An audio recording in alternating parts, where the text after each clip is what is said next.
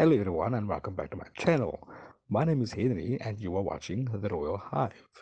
On this channel we have two playlists. The first one is called On This Day, where we celebrate birthdays of historic royal personages from around the world and across time. Our second playlist is called The Warrior Kings and features the lives of kings or emperors that used their military genius to the advantage of their kingdoms or to the advantage of their principles. In this video, we will be discussing an emperor that was not born into royalty, but who fought his way to the top. I'm talking about none other than Napoleon I, Emperor of the French. Napoleon Bonaparte is remembered as one of the most iconic leaders in history. Born on the island of Corsica on the 15th of August 1769, his parents were Carlo Maria di Bonaparte and Maria Letizia Romalino. He rose to become Emperor of the French and one of the greatest military commanders in history. From humble beginnings as a Corsican artillery officer, Napoleon went on to conquer much of Europe and establish an empire that endured for more than a decade. The Bonaparte family, though noble, was by no means rich. With 8 children to look after, Carlo was appreciative of the assistance he received from Louis Charles René, Comte de Marbeuf, the French governor of Corsica at that time. This assistance came in the form of confirmations and recommendation to the French government that the family is impoverished nobles and the children would benefit from the French government's educational program.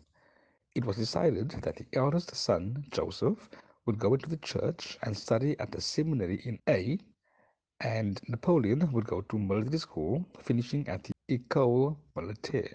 After the death of his father in 1785, Napoleon became the sole provider to his mother and siblings, and because of this, started his military career as the king's officer at the La Fère regiment that was stationed in Valence, the garrison closest to Corsica.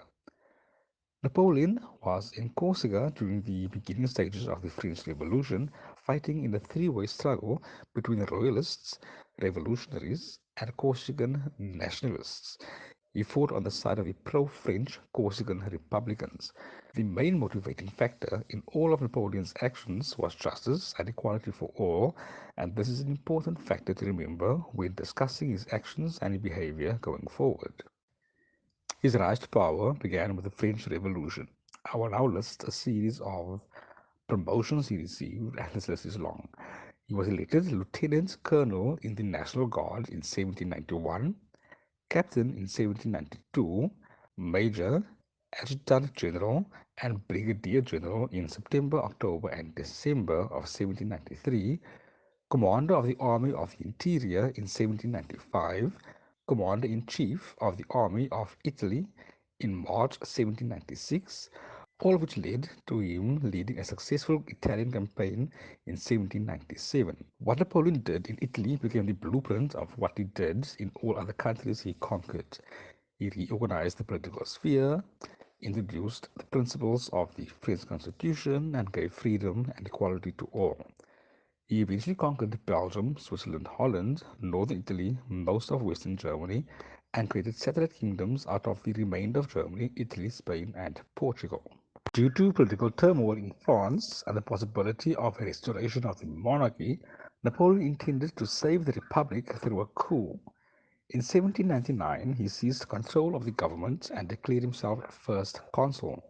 At the age of 30, Napoleon went from a poor Corsican nobleman's son to the most preeminent person in the country. This was the beginning of the consular government and Napoleon's long-term rule of France. During this period, Napoleon was able to successfully reorganize the government and the economy of France, leading to economic stability and strong government. In 1804, Napoleon was proclaimed Emperor of the French and assumed the absolute power. His ambition was never to become Emperor or King of France, but he took this title due to circumstances beyond his control. After surviving 3 unsuccessful assassination attempts and plots, Napoleon launched a referendum where the French people chose to make him emperor, mainly due to the fact that he brought stability to France and was seen to embody the French constitution. He launched the referendum at the instigation of his ministers. He was crowned as Emperor of the French on the 2nd of December 1804 by Pope Pius VII, placing the crown on his own head. He enthroned his siblings as well, with Joseph becoming King of Spain, Lucian becoming the first Prince of Canino and Musignano, Eliza becoming Princess of Lucca and Piombino, as well as Grand Duchess of Tuscany and Countess of Compignano, Louis becoming King of Holland, Pauline becoming Duchess of Guastalla, Caroline becoming Queen of Naples, and Jerome becoming King of Westphalia. During this period, he led a series of successful campaigns against other European nations, including Austria, Prussia, and Russia. These campaigns were defensive campaigns as the monarchs of these countries didn't want to accept the change in regime in France. He was also able to secure the French Empire through a series of alliances with other European powers. One of these alliances was his marriage to Marie Louise, the daughter of Francis II, Holy Roman Emperor. At this stage, although he was very much in love with his first wife Josephine, Napoleon needed an heir to secure his and his family's position within France. He divorced Josephine in January 1810, marrying Marie Louise in April of the same year. Marie Louise gave birth to his only legitimate child and heir, Napoleon, King of the Romans.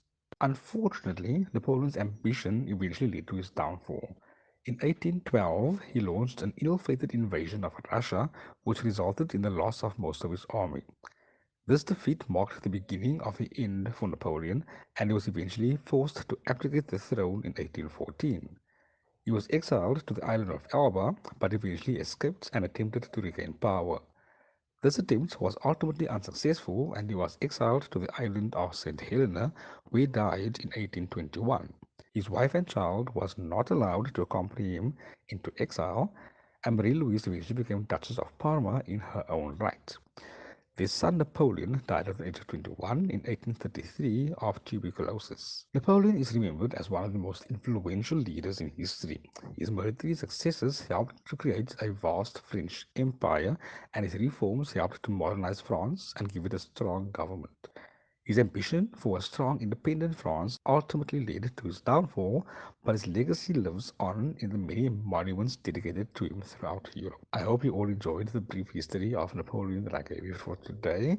If you did, please like this video, and I'll see you guys in the next one. Have a good day. Bye.